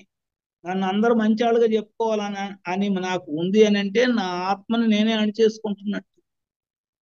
నన్ను మంచివాళ్ళు చెప్పున్నా చెడ్డాళ్ళు చెప్పున్నా నాకేం సంబంధం లేదా అని ఉంటే ఆత్మ ఎదుగుదల బాగున్నట్టు. ఈ స్థితి చాలా రోజుల వరకు ఎట్లా ఉంటుందంటే, వార్ధక్యపు ఆత్మ ఉన్నప్పుడు ఈ శరీరంలో నా గ్రూప్ లో ఉన్న సభ్యులందరూ నాకు మంచి చెయ్యాలి, అందరికి నేను మంచి చేయాలని కోరిక ఉంటుంది. అందరు నా గురించి మంచిగా చెప్పుకోవాలని కోరిక ఉంటుంది. నేను ఎప్పుడన్నా ఏదన్నా మాట చెప్పాను అంటే, వార్ధక్యపు ఆత్మలో ఉన్న ఒక శరీరం మాట చెప్పింది అనుకో, ఆ గ్రూపులో వాళ్ళు ఎక్స్ పార్టీ కొంతమంది డీవియేట్ అయ్యారను. డీవియేట్ అయితే అక్కడ ఏమనమండి, అక్కడ నేను బ్రహ్మాండంగా డీవియేట్ అయ్యా, మంచి సజెషన్ ఇచ్చారు, మీరు బ్రహ్మాండంగా చెప్పారు, నేను ఫాలో అవుతానని ఎట్లా చెప్తాం. చాటుగా వచ్చి, అరే నేను ఇంత ఎదిగిన ఆత్మను అనుకోడు, నేను ఇంత ఎదిగాను, ఇంత సేవ చేస్తున్నాను, నన్ను వీళ్ళు వ్యతిరేకిస్తారా? అట్లానే వ్యతిరేకించినట్టు ఇక్కడ ప్రజెంట్ చేయను నేను. నేను అంటే ఉన్న వార్ధక్య ఆత్మలోకి వచ్చినప్పుడు నేను ఎక్స్ప్రెస్ చేయనది, నా లోపల పెట్టుకుంటా. ఎప్పుడైనా ఈ వ్యతిరేకించిన వాళ్ళకి ఏదన్నా చిన్న దెబ్బ తగిలింది అనుకో, చిన్న దొంగలు పడ్డారనుకో, లేకపోతే ఏదో వాళ్ళకి లాస్ జరిగింది అనుకో, అప్పుడు నా మనసులో అనుకుంటాను ఏమని, వాళ్ళ తెక్క కుదిరిందిలే, నన్ను వ్యతిరేకిస్తారా అంటే ఆ స్థితి. అలాంటి స్థితిలో కొన్ని జన్మలు జరిగిన తర్వాత ఇక వాళ్ళు ఎవరు, మనం ఏది చెప్పినా చెప్పకపోయినా, మనల్ని అవమానించినా, మనల్ని ఏది చేసినా సమానంగా తీసుకునే స్థితి ఎప్పుడైతే వస్తుందో, వార్ధక్యపు స్థితి నుంచి ముక్త స్థితి. అప్పుడు ఇక్కడ ఈ ఈ ఇక్కడ 2 రేకుల పద్మం ఉందని చెప్తారు. దీన్ని ఏమంటారు, ఆజ్ఞాచక్రం. ఆజ్ఞాచక్రంలో 2 రేకుల పద్మం. ఆ 2 రేకుల పద్మానికి చేరినప్పుడు ఆత్మ ద్వంద్వత్వం ఎక్కువ ఉంటది. ఈ ద్వంద్వత్వం కూడా పోవాలంటే ఈ 5 చక్రాల్లో అన్ని చక్రాలు రైట్ సైడ్ కి తిరుగుతూ, ఇందాక మనం చెప్పుకున్నాం ఆరోగ్యము, స్వాదిష్టాన చక్రంలో రిలేషన్స్, మణిపూరక చక్రంలో ఆ యొక్క టెంపర్తనం అంటే బాగా వర్క్ చేసే నేచర్ చేస్తూ అందరికీ షేర్ చేసే నేచర్, అందరిని యాక్సెప్ట్ చేసే నేచర్, పూర్తి ఆరోగ్య స్థితి. అనాహత చక్రంలో అందరికీ తన యొక్క జ్ఞానాన్ని పంచటం, నాన్ డిస్క్రిమినేషనల్ గా. అట్లానే ఈ విశుద్ధ చక్రంలో తన యొక్క జ్ఞానాన్ని అందరికీ, ఇప్పుడు ఎండ ఉంది, ఇది ఇది ఆకాశానికి కదా, ఆకాశం అందరూ సమానంగా ఇస్తుందా లేదా? ఆకాశం కింద ఉన్నా అనుకో, అందరికి సమానంగా ఉంటుందా, లేకపోతే ఒకరికి ఎక్కువ ఒకరికి తక్కువ ఉంటుందా? ఆ స్థితి ఇక్కడ రావాలి. అది వచ్చిన తర్వాత పూర్తి వార్ధక్య స్థితిలో ముక్త స్థితికి వెళ్తుంది ఆత్మ అన్నప్పుడు, ఆ ముక్త స్థితిలో కొన్నాళ్ళు ద్వంద్వత్వ స్థితిని అనుభవిస్తూ ఉంటది. ప్రతి దాంట్లో ద్వంద్వత్వము. ఈ 5 చక్రాల్లో ఎప్పుడైతే రైట్ సైడ్ తిరిగి బ్రహ్మాండంగా అవుతుందో, ఆ ద్వంద్వత్వపు 2 ఆకులు ఏకమవుతవి. ఆ ఏకమయ్యే స్థితి వస్తే అప్పుడు ముక్తాత్మగా మారిపోతుంది. అది లాస్ట్. అంటే ఇందుట్లో ప్రవేశించిన అంతరాత్మ, ఇందుట్లో ప్రవేశించిన అంశాత్మ పూర్ణాత్మగా ఎదిగే స్థితిలో ఈ 7 దశలు ప్రతి ఆత్మ దాటాల్సిందే. 7 దశలు దాటి పూర్ణాత్మ స్థితి అయిన తర్వాత ఎక్కడి నుంచి వచ్చిందని చెప్పుకున్నాం, శూన్యం నుంచి. ఆ శూన్యము నుంచి వచ్చిన స్థితి నుంచి మళ్ళీ శూన్యం దాకా వెళ్ళటానికి ఎన్నో జన్మలు ఎత్తాలి. ఈ మానవ జీవితం యొక్క ఆఖరి దశ ఈ అంశాత్మ స్థితిని పూర్ణాత్మ స్థితిగా మార్చటమే అంతవరకు ఎండ్ మానవ జీవితం. ఇక మానవ జీవితం ఎత్తాల్సిన పని లేదు. కాకపోతే ఈ జీవితం ఈ భూమి మీద ఏదైనా పని చేయాలనుకున్నా, ఇంకో తలంలో పని చేయాలనుకున్నా అక్కడ జన్మ తీసుకోవచ్చు. అది మన ఇచ్చ. అంతేగాని కంపల్సరీ కాదు. కంపల్సరీ ఇప్పుడు ఈ శైవాత్మ, బాలాత్మ, యంగ్ ఆత్మ, ప్రౌఢాత్మ, వార్ధక్యవాత్మ, కృషించే ఆత్మ, ఇంకా అనుభవం సరిగ్గా రాలా, ద్వందాత్మ ఇంకా మిగిలి ఉంది. ఆ కృషించే ఆత్మ, ఈ 6 స్థితులు గనక కంప్లీట్ అయినప్పుడు, పూర్ణాత్మ స్థితి వచ్చినప్పుడు మాత్రమే ఈ మానవ జన్మ ఎత్తాల్సిన పని లేదు. అప్పుడు మన కర్మలన్నీ దగ్ధమైపోతాయి. అంటే ఆ ఆత్మ యొక్క కర్మలన్నీ దగ్ధమైపోతాయి. దగ్ధమయ్యే స్థితి రావటం అని అంటే సర్వీస్ చేస్తాం, కానీ నేను చేస్తున్నాను అనుకో, ఏది చేసినా నాదేమి లేదు, అంతా పరమాత్మ చేయించుకున్నాను. చేసేది నేనే, కానీ నాదేమి లేదు, అంతా ఆ పరమాత్మ ద్వారా జరుగుతుంది, నాదేమి లేదని ఏ స్థితిలో ఉందో ఆత్మ, అది కంప్లీట్ ముక్తాత్మ. ఇప్పుడు మనల్ని మనం చెక్ చేసుకున్నాం, ఎక్కడ ఉన్నాము, ఎవరికాళ్ళు మనం చెక్ చేసుకోవటం. శైవ దశలో ఉన్నామా, బాల దశలో ఉన్నామా, ఎక్కడున్నా ఎవరికాళ్ళు చెక్ చేసుకోవచ్చు. ఇప్పుడు శైవంలో ఉన్నామా, బాలంలో ఉన్నామా, యంగ్లో ఉన్నామా, కౌమార్యంలో ఉన్నామా, వృద్ధాత్మగా ఉన్నామా, కృషించినాత్మగా ఉన్నామా, లేకపోతే అదే ఉన్నతాత్మ, అంటే ఉన్నతాత్మ కదా, ఐ మీన్ పూర్ణాత్మగా ఉన్నామా. ఇప్పుడు ఈ స్థితిలో ఏ స్థితిలో ఉన్నాం, మన ఎదురు మనిషిని చూసినప్పుడు వాళ్ళు ఏ స్థితిలో ఉన్నారు మనకు అర్థమవుతాయా లేదా? వాళ్ళని చూసిన వాళ్ళు చేసే పనులను బట్టి, వాళ్ళు ఫిజికల్ బాడీతో చేసే పనులు బట్టి, ఓ వీళ్ళు కొంతమంది ఇంట్లో పొద్దాలు గొనుగుతూ ఉంటారు, ఇంట్లో ఏం చెప్పినా వ్యతిరేకిస్తూ ఉంటారు, ఏదైనా చెప్పని వ్యతిరేకం, వాళ్ళు చేసేది వ్యతిరేకం కోసమే వాళ్ళు ఉన్నారు అంతే. అట్లా అలా ఉండే వాళ్ళ ఫ్యామిలీసే ఇప్పుడు ప్రజెంట్ గా ఎక్కువ ఉంటాయి ఎక్కడైనా కానీ. రెండు మిక్స్ కావు అసలు. ఎందుకు కావు? తెలిసిన ఆత్మ, ఇప్పుడు వృద్ధాత్మ కూడా శైవాత్మను తెచ్చుకుంటుంది తన టెస్టులు పూర్తి చేసుకోవాలంటే. మళ్ళీ వృద్ధాత్మను తెచ్చుకుంటే సరిగ్గా చేయదు. అందుకని అక్కడ ఫిక్స్ అయ్యేటప్పుడు, అంటే కొత్త జన్మ తీసుకునేటప్పుడు, నా ఎదుగుదల బాగుండాలి అని అంటే నేను వృద్ధాత్మ అయినా కానీ ఒక బాలాత్మను, ఒక శైవాత్మను, ఒక యంగాత్మ తెచ్చుకుంటా. నాతో సమానమైన ఆత్మ తెచ్చుకునే నేను ఎదిగేది ఏముంది? వృద్ధాత్మ ఈ వృద్ధాత్మ స్థితిలో ఉన్న ఆత్మలు చిన్న శైవాత్మలు తెచ్చుకుంటే అక్కడ ఉంటది అసలు సినిమా అంతా. అక్కడ ప్రతి దానికి చెక్ పాయింట్ ఉంటుంది, ప్రతి దానికి కంట్రోల్ ఉంటుంది, ప్రతి దానికి ఒక హర్డిల్ ఉంటుంది. ఆ హర్డిల్ని దాటి దాటి దాటి దూకుతూ ఉంటే అక్కడ పొందే ఆనందమే ఆత్మానందము.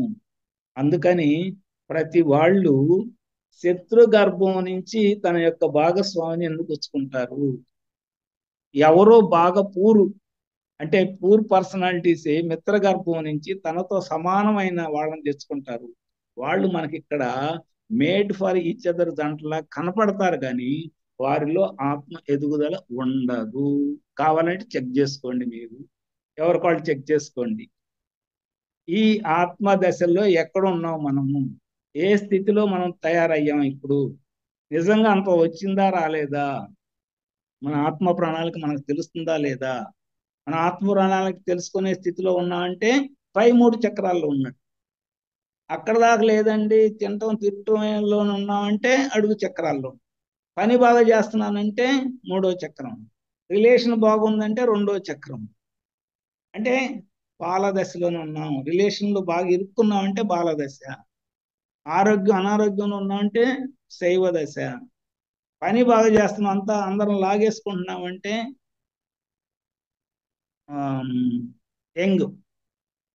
యంగ్ దశ. ఇప్పుడు మనుషుల్ని లెక్కేసుకుంటామని మన ఎదురుకు వచ్చిన మనుషుని చూడంగానే ఈ యొక్క ఏ ఆత్మస్థితిలో ఉన్నాడని తెలుస్తుందా లేదా? ఖచ్చితంగా తెలుసు. అట్లా చూడంగానే తెలిసిపోయింది ఫలానాళ్ళు ఈ ఆత్మస్థితిలో ఉన్నారు, ఫలానాళ్ళు లేరు అనేది తెలిసిపోతాం. ఆ ఆత్మస్థితిలో ఈ లక్షణాలు కనుక మనకు కనపడుతున్నాయి అంటే వాళ్ళతో ఎలా బిహేవ్ చేయాలి మనము? ఇది శైవాత్మ, లేకపోతే ఇది బాలాత్మ, ఇది కౌమారాత్మ, వీళ్ళతో మనం ఎలా బిహేవ్ చేయాలి? మనం ఒక ఎనర్జీలో ఉన్నప్పుడు ఆ ఎనర్జీని టచ్ కానప్పుడు అక్కడ వదిలేసేయాలి అంతే.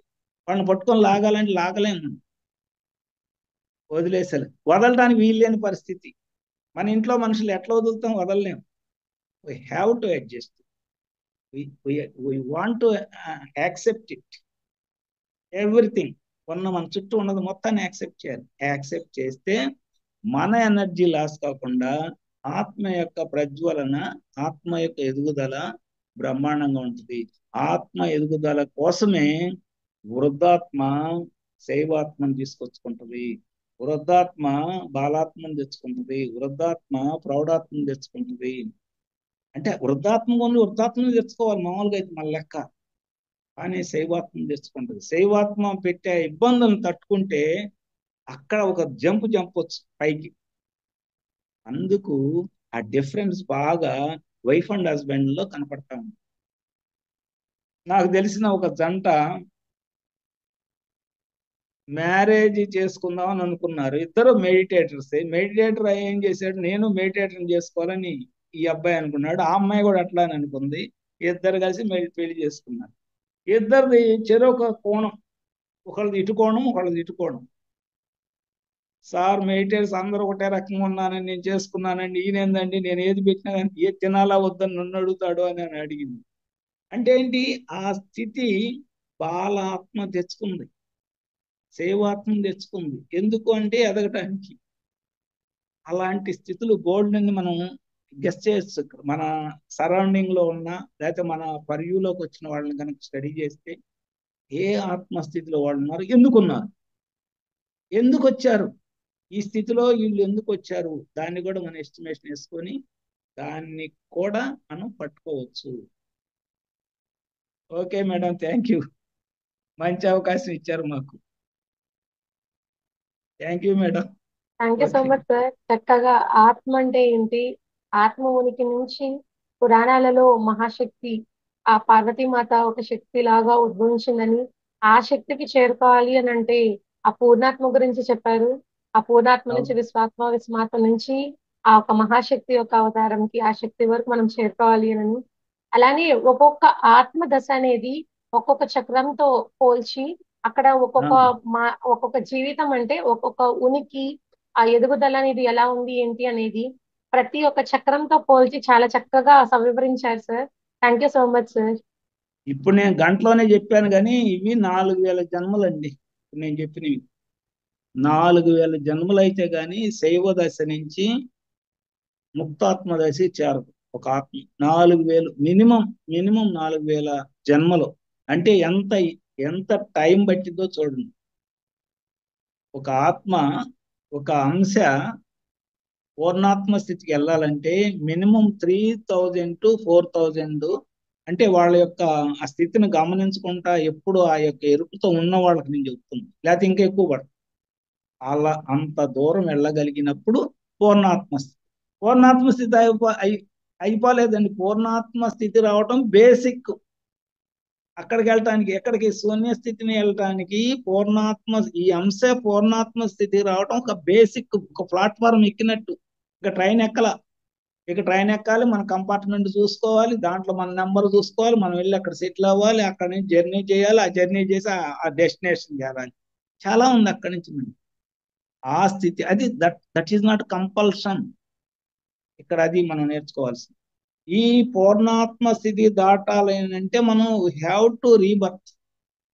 కంపల్సరీగా మన కర్మలన్నీ కడుగుకునే స్థితి రావాలి అని అంటే ప్రతిసారి జన్మ తీసుకోవాల్సిందే. ఆత్మ ఎదుగుదల ప్రతి అంశ మనకు రావాల్సిందే. ఆత్మలో ప్రతి ఎక్స్పీరియన్స్ రావాల్సిందే. అన్ని ఎక్స్పీరియన్స్ అయింది పూర్ణాత్మ. కానీ మరి వాళ్ళు ఎందుకు చేస్తున్నారంటే they have to forward journey. ఇంకా వెళ్ళాలి. ప్లాట్ఫారం ఎక్కింగాలి అయిపోదు కదా జర్నీ. ట్రైన్ ఎక్కాలి, సీట్ కూర్చొని మనం అంత కంఫర్ట్ గా మళ్ళీ పడుకున్న తర్వాత 2 రోజులకో 3 రోజులకో ఆ డెస్టినేషన్కి వెళ్తాం. డెస్టినేషన్కి వెళ్తేనే ఎండ్ అవుతుంది జీవితం. అప్పటి వరకు హ్యావ్ టు ఫైట్ ఇట్. అంతే, వెళ్ళాల్సిందే, తిరగాల్సిందే. అవును సార్, మన ఒక ఎదుగుదల అనేది అది జ్ఞానానికి అనంతం అన్నప్పుడు ఎదుగుదల కూడా అంత అనంతమైన జ్ఞానాన్ని తెలుసుకుంటూ దాంట్లో అంటే ఈతాడి దాంట్లో సముద్రంలో నేర్చుకొని ఒడ్డుకు చేరుకునేంత వరకు అనేక జన్మలు తీసుకొని మీరు చెప్పినట్లుగా అన్ని దశల్లో వెళ్ళి అన్ని నేర్చుకోవాల్సింది నేర్చుకుంటే తప్ప ఇక్కడ రెండు అలానే రకాలు ఉంటాయండి. ఆపోజిట్ డైరెక్షన్, ఒకే ఒకే వ్యవస్థలో ఉన్న, ఒకే స్థితిలో అంటే శైవాత్మ స్థితిలో ఉన్నా కానీ దాంట్లో ఆపోజిట్ డైరెక్షన్ ఉంటాయి. మళ్ళీ 3-4 ఒక 5-6 జన్మలు ఆపోజిట్ డైరెక్షన్, మళ్ళీ పాజిటివ్ డైరెక్షన్ లో ఒక 5-6 జన్మలు. అవి ఏది నేను చెబుతున్నా మినిమం అండి, మినిమం జన్మలు. కొంతమంది దానికి ఓ డబుల్ త్రిబుల్ కూడా ఫేస్ చేయాల్సి వస్తుంది. ఎందుకంటే వాళ్ళ ఆ ఎరుక లేకుండా ఈ జన్మ ఎత్తుతారు, తింటారు, పోతారు, జన్మ ఎత్తారు, తింటారు, పోతారు, అంతే. ఇంకేమీ ఉండదు పని. అలాంటి స్థితిలో నుంచి మరి ఆ తెలివి రావాలి, ఎరుక రావాలి, ఎందుకు వచ్చామో తెలియాలి, ఎన్నో ఉంటాయి. అసలు మన ప్రణాళిక ఏంటో తెలియాలి. జన్మ కారణం కాదని నేను చెబుతున్నాను, జన్మ ప్రణాళిక. జన్మ కారణం అంటే మళ్ళీ కర్మలకు వెళ్తాం. కర్మలను బట్టి జన్మ వచ్చింది. జన్మలో ఈ జన్మలో ఏం నేర్చుకోవాలనేది మన ప్రణాళికలో ఉంటుంది. ఆ ప్రణాళిక మన 4వ చక్రంలో అంటే మహాకారణ శరీరంలో ఉంది. దాన్ని పట్టుకోవాలి. అక్కడ పట్టుకుంటే కానీ ఈ ఆత్మ ఎదుగుదల బాగా స్పీడ్గా వెళ్ళదు. అది ఎంతమందికి పట్టుకుంటున్నా ఏం చేస్తున్నాం అంటే ఏమో తెలియదు. Okay. Thank you so much sir. Masters, ఎవరైనా సార్తో మాట్లాడాలనుకునే వాళ్ళు ఏదైనా డౌట్స్ గా ఉన్న సెషన్ గురించి ఏదైనా మాట్లాడాలనుకున్నా దయచేసి అన్మ్యూట్ చేసి మాట్లాడండి మాస్టర్స్. అందరికీ కూడా అన్మ్యూట్ ఇచ్చున్నాను. కృపా ఆంటీ మాట్లాడండి. నమస్తే సార్. నమస్తే మేడం. అద్భుతంగా చెప్పారు నిజంగా. చక్రాస్ కోసం అంటే మన దశలు, బాలాత్మ, వృద్ధాత్మ, శైశవాత్మ, ఇవన్నీ దశలు మనం అసలు ఎక్కడ అంటే ఇవన్నీ తెలుసుకుంటే చాలా మంది మనం అనుకుంటాం మన చుట్టూ ఉన్న వాళ్ళు ఇంకా జ్ఞానం నేర్చుకోవట్లేదు, మారట్లేదు, వీళ్ళు ఇలాగే ఉన్నారు అని చెప్పినా వినట్లేదు అనుకుంటాం.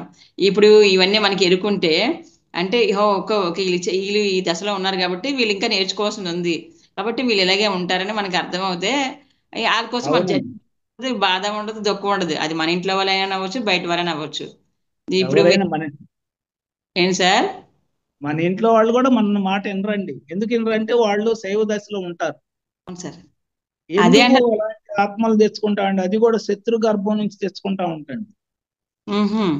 మన మిత్రులు ఆత్మల్లో కాకుండా శత్రువుల ఆత్మల నుంచి, అంటే ఇంకా పవర్గా ఉంటాయి, అంటే ఇంకా మన మీద దాడి ఎక్కువ చేస్తూ ఉంటాయి. ఆ దాడి చేసేటప్పుడు మనం దాన్ని ఎదుర్కొనే శక్తి మనలోకి ఉండి ఆ ఎదుర్కొనేటప్పుడు ఒక మనకు కొన్ని అనుభూతులు వస్తాయి. ఆ అనుభూతులే ఆత్మ జ్ఞానంగా మారుతాయండి. అదే ఎదుగుదల, ఆత్మ ఎదుగుదల. ఆ స్థితిని పొందటానికి ఆత్మ లెవెల్లో అన్ని అడ్డంకులు పెట్టుకొని వస్తామండి. అలా పెట్టుకొచ్చుకుంది ఆ అమ్మాయి. చెప్పే మొత్తం వివరంగా ఎగ్జాంపుల్స్ చెప్పేదానికి అసలు ఆ అమ్మాయికి ఇదేంది, ఇట్లా కూడా ఉంటుందా, ఇన్నాళ్ళు పెట్టి నాకు తెలియలేదు, లేకపోతే ఈ 18 ఏళ్ళు ఇంత ఇబ్బంది పడేదాన్ని కాదనే ఫీల్డ్లోకి వెళ్ళిపోయి. అవును సార్. అట్లా ఉంటాయండి ఇవన్నీ. మన డిజైన్స్, ఆత్మ లెవెల్లో డిజైన్స్ చాలా క్రిటికల్ గా ఉంటాయి, చాలా క్రిటికల్ గా ఉంటాయి. Sir thank you sir, thank you very much sir. Okay madam, thank you very much. Close చేసుకుందాం. Thank you sir. Thank you madam.